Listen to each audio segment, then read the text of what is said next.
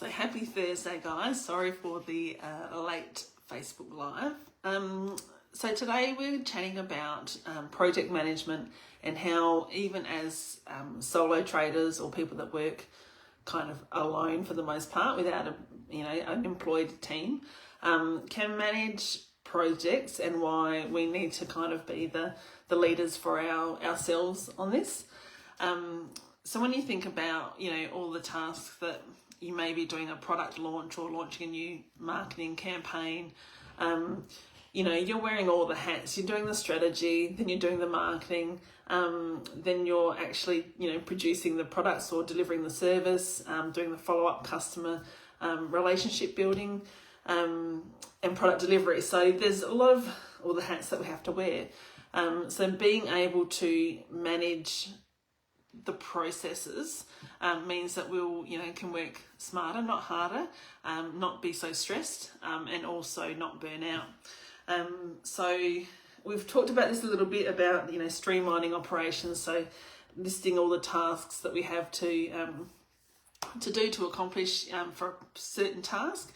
And that's certainly when we've got those projects that come up that we need to, or a campaign, or new service, or I like to think of them in little mini projects that we have throughout our year as a business owner. Going back to, I don't have it here, but I like the art books that have no lines in them, so I just get some fancy texters, write down the list of things that need to be done for that particular project, and then start to go into breaking it down even more, of what are the things that will need to happen, then maybe the order, maybe the timing of it. So still doing it fairly kind of rough hand, to make sure that I get it all out of my head.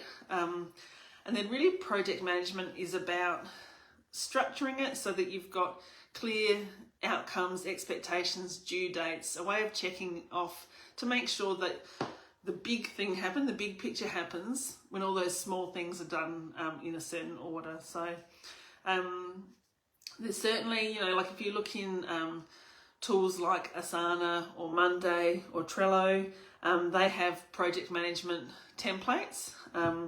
You could probably even find them in like Google Sheets or in Google Docs, I think, and also probably in Canva. If you look for project management or project templates, you'll find those. So I haven't gotten one ready yet, but that's something that's on my list of things to do. But I have just pushed it to next year to be able to create something that you'll be able to use. But when you've got all of those, all that information out of your head, of what needs to happen for that particular project or launch, then you can start to put things into a workflow which is time-based usually. So in terms of like what needs to happen first or last, sometimes, and from my winemaking perspective, I would go, well, we need to bottle at this date.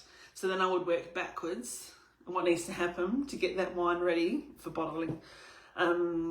So whichever way works for you, whether you like to have a timeline look or on a calendar, or listed, there's lots of ways that you can, it might even be sticky notes that you would put up in a line, and each time one's done towards your main goal, you take that one off. But keeping a focus on what that bigger end point is. There's certainly lots of tools out there to be able to use to help keep track of it. And certainly if it's something that you do quite often, then after the first time that you do it, then there's an opportunity for automation. So if it's a new product that you're launching, and hey, we might launch 6 new products, for example, every season or every year, then perhaps you build a template for that project that you can then duplicate with the new product name, and you've got that list that goes on. So things like Asana, I use that quite often. So build my own template there for the list of tasks that need to be done, even with the timings that need to be done.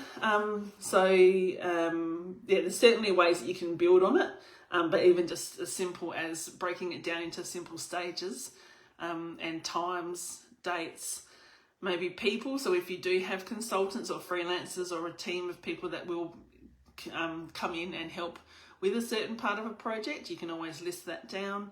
And it also helps them to see their part in your bigger picture. And certainly breaking them down into smaller parts makes it less overwhelming. You know, that saying of the best way to eat an elephant is one bit at a time. But yeah, so when you've got, you know, a project end date, you've got your list of tasks that need to be done, and you've worked out a way of how you're going to track it, then at least you know that you've got a way of measuring how you're going. If you're using the sticky note example, well, then you can visually see how you're tracking, how many sticky notes have you got left. If you're using something like Trello or Asana, they use, you know, tick boxes to check them off the list, and then they get removed from the list, so the list starts to get smaller. So that's a good way of knowing how far through you are to, you know, to the end point of your project. And I guess when you've got you know, you might, within a project, they sometimes call them milestones. So there may be some key areas or key dates that you may need to hit, or key product development parts that you need to hit. So you can also highlight those. So it may be that your main project for a product launch, for example, it may be split into 3. So it may be development and testing is one part. You've got to do a test, or part 2 may be refining the product or getting feedback on it. So you can always have those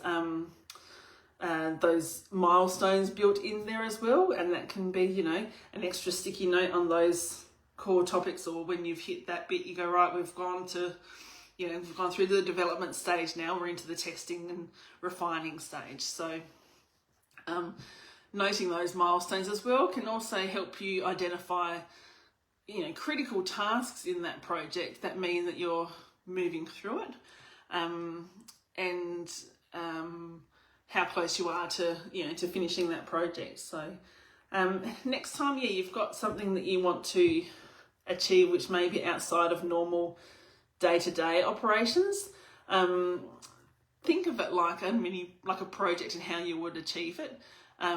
Because certainly this is a really great way to not only keep yourself on track, but also if you do bring other people in to work on the project, they can visually see where they fit into it, and then that can help them communicate. Like, it can help you to communicate,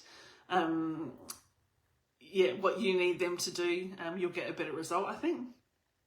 And it doesn't have to be complicated. Like, I'll pop in the slides, you know, some examples, but really it's about working as smart as you can, getting all that information out first, doing that brain dump of all the things that you can think of that may need to be done with that task, breaking them into smaller, more manageable sections, identifying maybe some milestones, so like some critical points in that process or in that project, and then giving yourself, you know, that opportunity and time to actually be able to achieve those tasks within the bigger picture.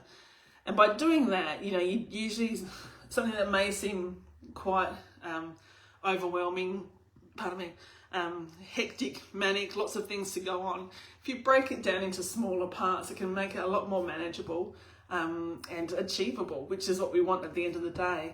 And certainly looking at things that you do in your business that may not be every day, so they may be quarterly or it might be bi-monthly.